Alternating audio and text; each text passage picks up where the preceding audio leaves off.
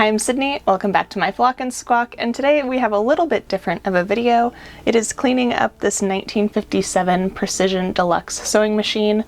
When I'm filming this, I've already cleaned it up and have been using it a little bit, so I don't want to spend too long in this intro before diving right in, but I just want to say that this has been a fun project, so if you like this, please check out the rest of my channel.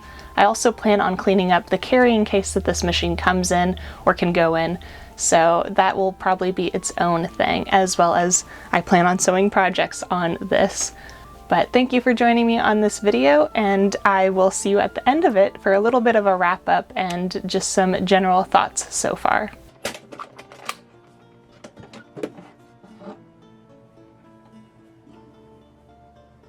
So here is the machine kind of as it comes out of the box. My husband redid the wiring, and I wanted to show you the sound that the motor was making that was not correct, but it decided to behave after sitting for a few days. So, well, sitting for a few weeks. So it sounds totally fine, but even though it sounds fine, I know what noise it can make, so we are going to remove it regardless. It might be totally fine and just need a cleanup refresh, but we are going to make this a hand crank today. And also there's some security in having a brand new motor. So first off, I removed the light, which I am going to have off anyway. It just doesn't sit at a spot that I find comfortable when reaching back to lift the presser foot. And my husband wired this portion, which the motor and the light both plug into. And then here is the accessories box that came with the machine. But essentially the motor plugs into that, and that controls the foot pedal as well as plugging into the wall. The light also plugs into it, but yeah, I'm not going to be using the light on this machine to begin with, since it just doesn't fit my preference. Plus I sew in a very well lit space to begin with. Here you can see the wonderful, beautiful bluey green, teal, gray, seafoam, however you want to describe it, color that I was drawn to, and just how grimy this thing is. When looking at the serial number and researching this machine, it is about 1957 or so. It is considered a Clone 15 machine, which refers to a Singer Model 15, and that this is a off-brand Japanese reconstruction of what a Model 15 is. So a lot of the parts and servicing for a Singer Model 15 also work for this machine. Some people even like them a little bit more. This one is the Precision Deluxe, and it has been badged Kingston, which, if you don't know, the sewing machine world kind of had like this drop shipping kind of thing of all these machines were being made by the same factories over in Japan, being these clones, and then they would just badge it with whatever brand or store wanted to sell them. It has this style of bobbin case, and it works wonderful. It is a straight stitch only machine, and a lot of people actually like the Clone 15s better than the original 15s. So I ordered my parts, and here they are. I just took an inventory of the box, but I hadn't unwrapped until this moment.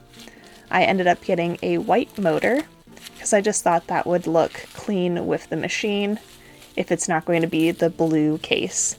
There was also the possibility that my husband could remove the internals of this motor and put it in the old housing so it would still match, but regardless, here is the new motor, as well as the accessories for that, and we're just going to kind of skip a little bit over this.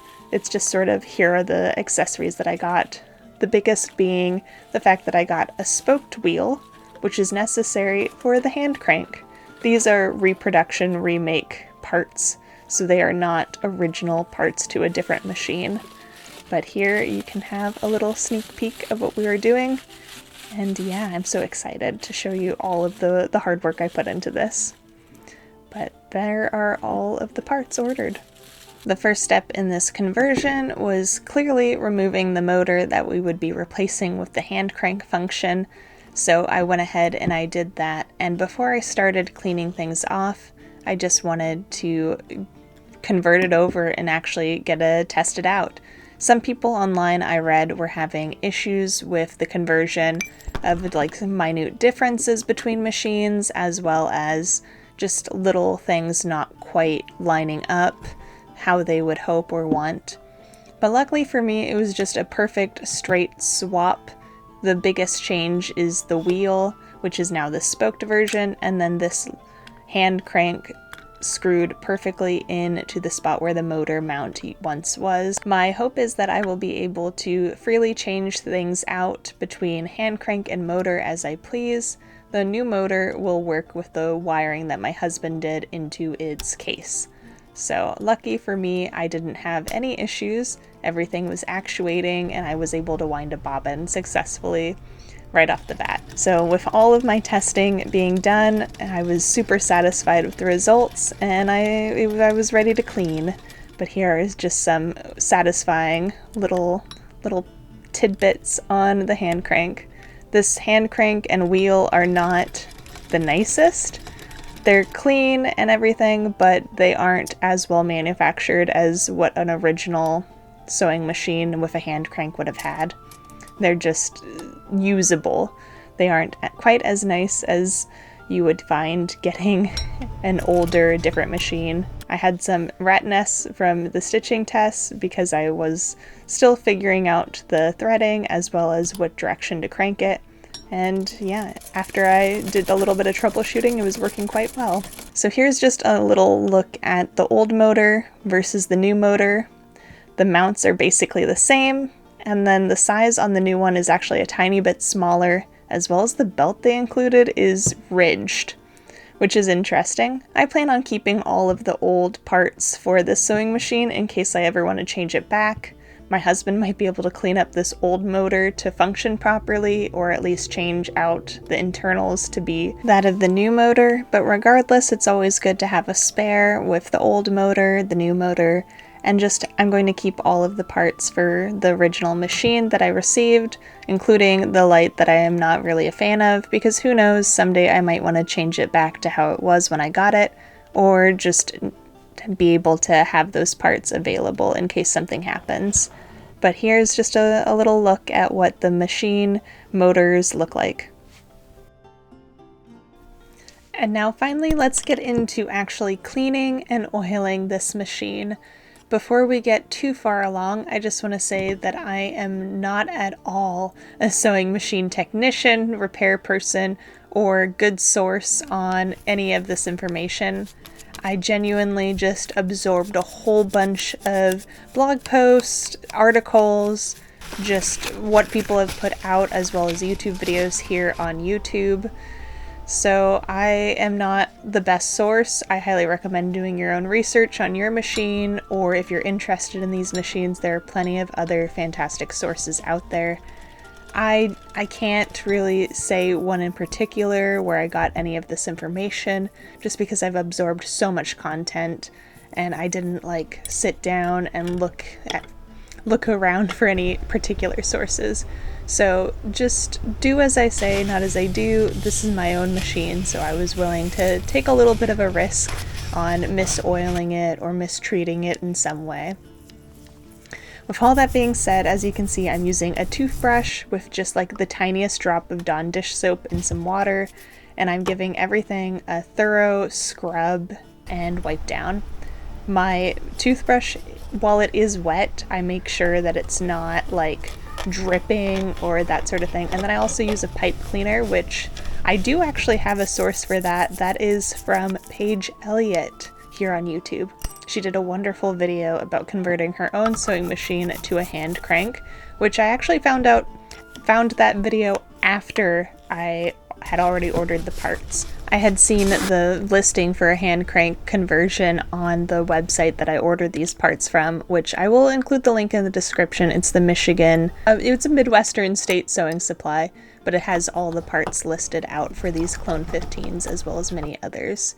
And then after ordering, I decided to go onto YouTube, and that's when I found Paige's video, and it so greatly prepared me for what the actual conversion would be like.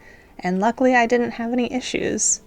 on camera at least. I also just made sure to oil 1 drop at a time with this machine. Too much oil can also be a problem, which is why you see me wiping the oil around. But once it was done, it was glorious and it worked beautifully. However, that beautiful sewing came to a very abrupt halt not long after I cut the cameras of filming all the cleaning and the oiling and all of that. It seized up on me and I had to do a little bit of looking around online, and I basically just found out that the reason it seized up on me was that there were a couple points I didn't oil, as well as old oil potentially still being in the system. So what I essentially had to do was go through, make sure that I properly oiled each point, that none of them looked grimy, like there was old oil still left on it.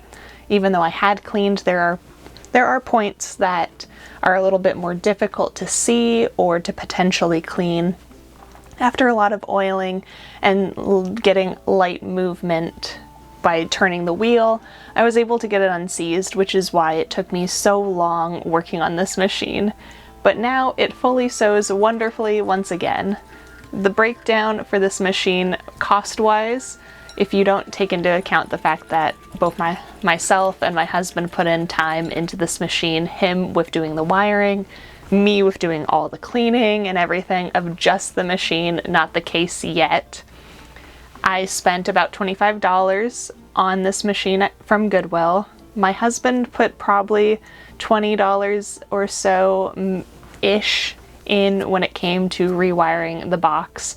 And then all of the parts that I purchased, the extra bobbins, the new motor with the accessories, as well as this hand crank, which included the crank and the wheel, the spoked wheel. That was about $89 in parts shipped. Granted, I could have saved money by only buying a motor or only buying the hand wheel, but the fact that I can convert between is a really appealing feature function, because I can just swap out to a motor at any time. My husband's wiring work does not go to waste. All of that makes it about $140 or so put into this machine, not counting any labor. But the fact that I was able to do it myself, with the exception of the wiring, makes it so exciting. That being said, $140 for what will essentially be my industrial machine, because this is a straight stitch only and it is all metal. I can service it myself. This essentially fills the want in my heart for an industrial machine at this time. So $140 is really good for essentially that in my world. I have wanted an industrial machine, but as I was working on this and thinking about it, this essentially fills that purpose for me, with a motor or a hand crank as being like a gimmicky fun thing for me to experiment with. But this not only has the carrying case that it fits into, but I have a cabinet desk that the sewing machine can fit into as well. With all that being said, thank you so much for watching. I hope you enjoyed this video. I have a plethora here on this channel, as well as I have an Instagram and a Ko-fi if you would like to check out more from me and potentially get some behind the scenes insight that I don't post here. But thank you so much for watching. I hope you flock and squawk again with me sometime. Bye!